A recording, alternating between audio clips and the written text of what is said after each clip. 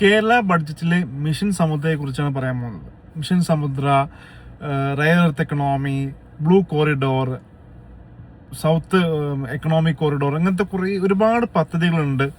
ഈ കഴിഞ്ഞ 4 പോർട്ടുകളും Indian aviation ഹബ്ബുകൾ, അങ്ങനെ ഒരുപാട് പ്രോഗ്രാമുകൾ എന്ത് ചെയ്യുന്നുണ്ട്, പദ്ധതികൾ എന്ത് ചെയ്യുന്നുണ്ട് ഇപ്രാവശ്യത്തെ ബജറ്റിൽ വന്നു. വി സതീശൻ ഇതുകൊണ്ട് ഉദ്ദേശിക്കുന്ന മെയിൻ ജിയോളജിക്കൽ ആയിട്ടൊരു അഡ്വാൻറ്റേജും കൂടി ഉണ്ട്.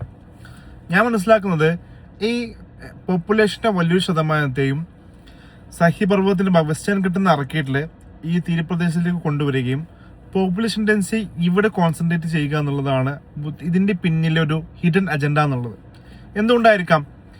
തുടരെ വന്നുകൊണ്ടിരിക്കുന്ന നമ്മുടെ ഈ പ്രളയങ്ങൾ, അതുപോലത്തുള്ള ഈ പ്രയാസങ്ങൾ, എന്താ പറയുക, ലാൻഡ് സ്ലൈഡുകൾ, മുണ്ടക്കൈ പോലത്തുള്ള ദുരന്തങ്ങളൊക്കെ വലിയൊരു ശതമാനത്തെയും ചെറുത്ത് നിർത്താൻ ഇനിയും അങ്ങോട്ടുള്ള പോക്കിന് തടഞ്ഞാൽ, അതുപോലെ അവിടെയുള്ള ആളുകളെ മെല്ലെ മെല്ലെ ഇറക്കി നമ്മുടെ ഈ വാലിയിലേക്കോ അല്ലെങ്കിൽ തീരപ്രദേശത്തേക്കോ എത്തിക്കാൻ പറ്റിക്കഴിഞ്ഞാൽ വലിയൊരു ശതമാനം ഈ റിസർവ് വനമേഖലയെ എന്ത് ചെയ്യാം, നമുക്ക് സംരക്ഷിക്കാൻ പറ്റും എന്നുള്ളൊരു ഹിഡൻ അജണ്ട കൂടി അതിലുണ്ട് എന്നാണ് എനിക്ക് തോന്നുന്നത്. കാരണം ആ പോപ്പുലേഷനെ എൻ്റയർലി ഷിഫ്റ്റ് ചെയ്തിട്ട് മറ്റൊരു തീരപ്രദേശം കൊണ്ടുവരികയും വലിയ സാധ്യതയുള്ള 500-600 കിലോമീറ്റർ സാധ്യതയുള്ള ഒരു എക്കണോമിയെ ബൂസ്റ്റപ്പ് ചെയ്യുന്നതിൻ്റെയും എക്കണോമിക്കലും അതുപോലെ തന്നെയുള്ള ഒരു ജിയോളജിക്കലായ അഡ്വാൻറ്റേജുകളും ഇതിലുണ്ട് എന്നുള്ളതാണ് എൻ്റെ ഒരു കണ്ടെത്തൽ.